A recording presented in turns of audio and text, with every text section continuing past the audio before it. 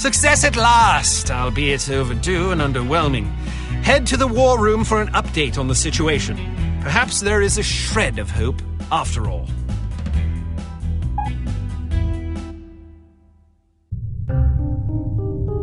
I can't believe this. She's late again. Where is that blasted girl? Give her a break, Smithy. About damn time. There's been a new development. I heard about the Monte Carlo incident. Was it harm? Indeed, they've just issued their demands. What you know is that at precisely 1700 hours Greenwich Mean Time on September 19th, 1967, an explosion destroyed Club Metropole in Monte Carlo, Monaco, killing 47 people and injuring more than 100. What you do not know is that the source of the blast was not a mechanical device, but rather a man, Commissioner Maurice Albert. Because you are at least somewhat familiar with the research of Dr. Otto Schenker, you are therefore capable of comprehending both the plausibility of this claim as well as its implications. As we have demonstrated, our organization, HARM, possesses the recipe for a biological weapon of such insidious potential and singular destructive power that no one on the planet is safe. Unless our demands are met. This is outlandish. By now, I'm sure you have received the itemized list of our requirements. You have exactly 1 week to fulfill these requirements. If our demands are not met, we will be forced to discipline you. Already, we have infected prominent individuals in 36 major metropolitan areas around the world. The first of our unsuspecting victims will detonate at exactly 0600 hours on September 26th. The estimated death toll is 1 million people! They're mad! The remaining victims will detonate at 6-hour intervals thereafter. Once our terms have been met, we will deliver a list of infected persons as well as a quantity of antidote sufficient to curtail this catastrophe. However, because the deadline we have imposed is dictated by the chemical fuse inherent in the reagent itself, the sooner you comply with our wishes, the more time you will have available in which to administer the antidote. I assure you that you do not possess the medical means necessary to diagnose the infection, nor the technical means necessary to diffuse it. Therefore, it would be in your best interest not to squander valuable time on such useless endeavors. Furthermore, any attempts by your Secret Service organizations to interfere with harm shall be severely punished.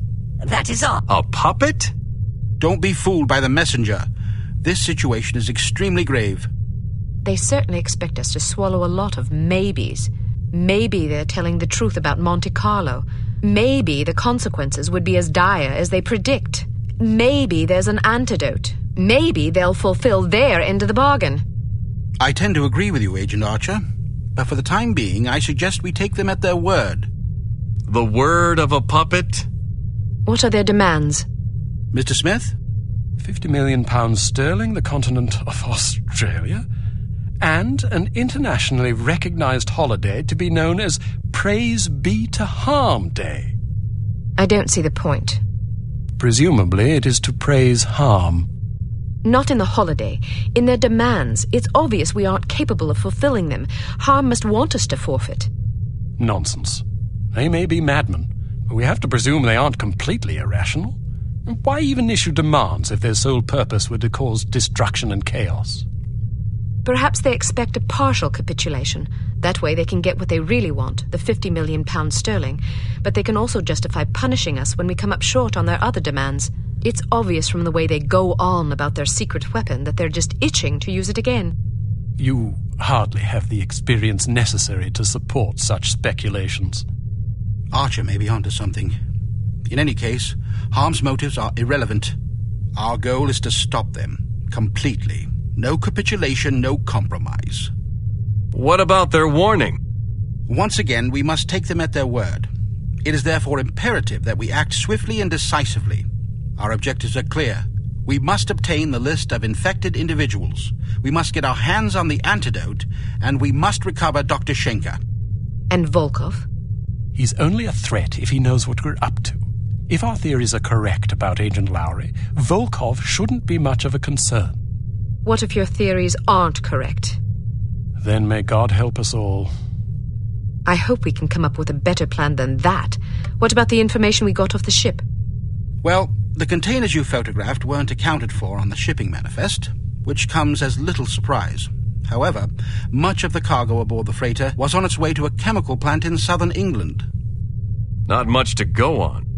Be that as it may, it's better than sitting on our hands waiting to find out if Archer's correct about Harm's intentions.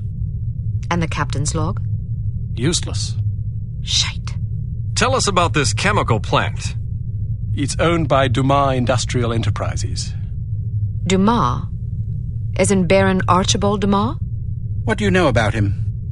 Only what I've read in the papers. Apparently, he's a reclusive chap who spends much of his time hunting big game in Africa and Southeast Asia. No one knows much about him except that he inherited the company from his father about 10 years ago. We're counting on you to discover whether or not he's connected to Harm. And if he is? First things first. For now, try to get an audience with the man. Size him up. We need to know what sort of fellow we're dealing with. Your best bet is to see if you can catch him at the chemical plant. There's also a corporate office up north, but apparently he doesn't spend much time there. Whatever you do, don't jeopardize your cover. It's imperative that we take Harm by surprise. Understood. I have a hunch we're getting close. If this lead pays off, we'll be one important step closer to victory. Welcome to Advanced Field Tactics. We've cooked up a stunning new perfume for you. It temporarily blinds and dazes anyone caught in its influence. Do be careful not to spray it upwind.